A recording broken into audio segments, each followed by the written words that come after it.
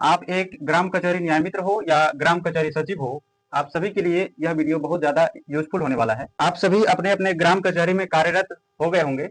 और आपने यह नोटिस किया होगा कि ग्राम कचहरी के अंदर या पंचायत में आमतौर पर क्या होता है, जो ग्राम कचहरी के न्याय मित्र हैं वो कभी ग्राम कचहरी आते नहीं हैं और ग्राम कचहरी सचिव है वो भी कभी आते हैं, कभी नहीं आते हैं। तो यह गतिविधि सभी ग्राम कचहरी में चल रहा है। तो इस मामले में जो ग्राम कचहरी सचिव आते भी हैं या न्याय मित्र आते भी हैं, तो वो लोग ये नोटिस करते हैं कि आमतौर पर जो ग्राम कचहरी में क्या होता है कि लिखित में केस को दर्ज नहीं किया जाता है, ना ही कोई रिकॉर्ड रखा जाता है। ज्यादा से ज्यादा ग्राम कचहरी में क्या है कि मौखिक तौर पर ही 90% जो मामले हैं वो मौखिक तौर पर उसका निपटारा कर दिया जाता है, पंचायत बैठाकर, जिसमें कि ग्राम पंचायत के जो मुखिया हैं वो रहते हैं, प्रमुख, जिला परिषद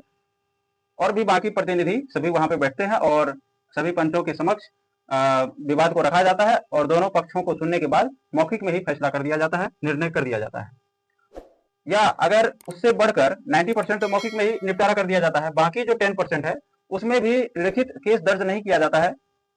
मैं सभी ग्राम कचहरी के बारे में बात नहीं कर रहा हूँ, लेकिन ज्यादा से ज्यादा ग्राम कचहरी में यही देखा जा रहा है। तो उसको लिखित में रिकॉर्ड में नहीं रखते हैं, बल्कि क्या करते हैं, नॉर्मल पेपर पर या स्टाम्प पेपर पर वो एक पंचनामा तैयार करके ग्राम कचहरी में रख लेते हैं और दोनों पार्टी को दे देते हैं। तो आप सभी के लिए यह जानना बहुत ही आवश्यक है कि पंचनामा किस तरह से तैयार किया जाता है, उसका प्रारूप क्या होता है, फॉर्मेट क्या है पंचनामा तैयार करने का। तो आज की इस वीडियो में मैं आपको शॉर्ट में बताऊंगा कि पंचनामा कैसे तैयार किया जाता है, चाहे वो नॉर्मल पेपर पे किया जाए या स्टाम्प पेपर पर किया जाए, वो किस तरीके से तैयार किया जाता है। सबसे पहले ऊपर में आपको लिखना है पंचनामा, ठीक है,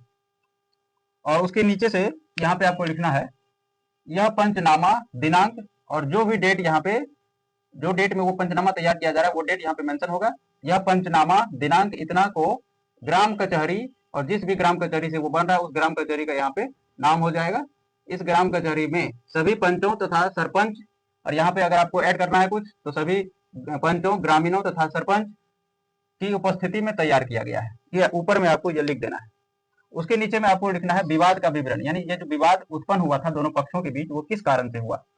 तो यहाँ पे लिखना है यह विवाद, यहाँ बीच में आपको देना है विवादित भूमि का नाम, यानी विवादित भूमि का ब्यौरा आपको यहाँ पे लिखना है। जैसे मान लीजिए कोई भी भूमि है, भूमि को लेकर विवाद है, तो जिस भूमि को लेकर विवाद है उसका विवरण यहाँ पे आपको देना है, ठीक है। यह विवाद, इस विवादित भूमि जिसका खाता संख्या इतना है, जो भी खाता संख्या उसका होगा वो लिखना है, खेसरा संख्या इतना है, प्लॉट नंबर इतना है, ठीक है, से संबंधित है, जो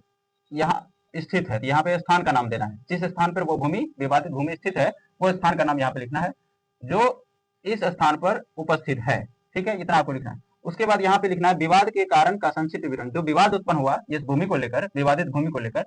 तो वो किस कारण से विवाद उत्पन्न हुआ वो यहाँ पे संक्षिप्त में इसका विवरण देना है, ठीक है। यहाँ पे चाहे 2 लाइन चाहे 3 लाइन, जितना भी लाइन में हो,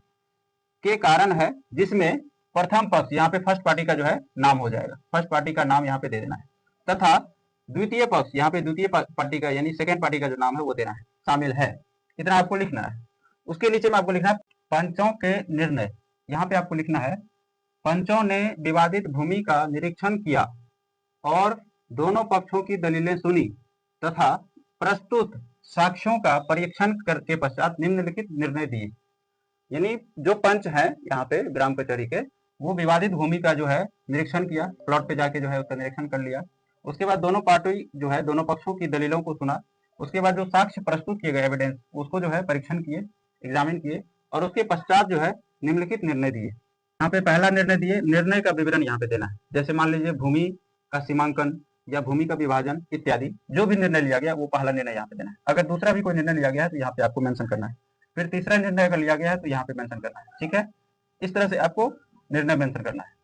उसके बाद आपको नीचे में यहाँ पे देना है,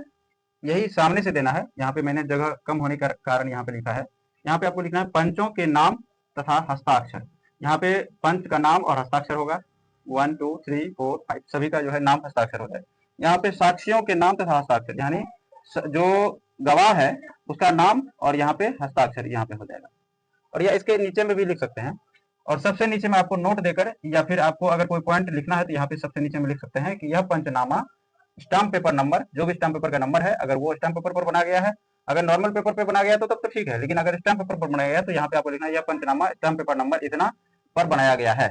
हालांकि स्टाम्प पेपर में ऊपर में भी लिखा रहता है स्टाम्प पेपर का नंबर, लेकिन आप फिर भी लिख सकते हैं यहाँ पे, और नीचे में अगर कोई पॉइंट ऐड करना है तो यहाँ पे आप ऐड कर सकते हैं। ठीक है, तो इस तरह से जो है समझिए कि जो भूमि विवाद है या कोई सिविल विवाद है, उससे लेकर अगर कोई पंचनामा तैयार किया जा रहा है तो वो इस तरह से उसका प्रारूप होगा, यानी इस तरह से वो फॉर्मेट बनेगा पंचनामा का। उम्मीद करता हूँ कि आप सभी को ये जो तरीका है, जो पंचनामा का प्रारूप है, वो समझ में आ गया होगा, चाहे वो नॉर्मल पेपर पर बने चाहे स्टाम्प पेपर पर। सिविल मामले में इस तरह का होगा। अगर कोई क्रिमिनल मैटर है तो वो स्टाम्प पेपर पर बनेगा ही नहीं, उसका पंचनामा अलग तरीके से, नॉर्मल पेपर पर जो है उसको अलग तरीके से सुलहनामा चाहे समझौता पत्र या पंचनामा भी अगर बन रहा है तो वो अलग तरीके से लिखा जाएगा इसी तरह से, लेकिन विवाद का विवरण में कुछ डिफरेंट हो जाएगा और पंचों का जो निर्णय होगा वो यहाँ पे हो जाएगा, लेकिन ये स्टाम्प पेपर पर नहीं बनेगा। ठीक है, तो इस तरह से जो है आप सिविल हो, क्रिमिनल हो, मैट्रिमोनियल डिस्प्यूट हो, कोई भी डिस्प्यूट हो, इस तरह से जो है उसका प्रारूप होगा। ठीक है, थैंक यू सो मच, बहुत बहुत धन्यवाद।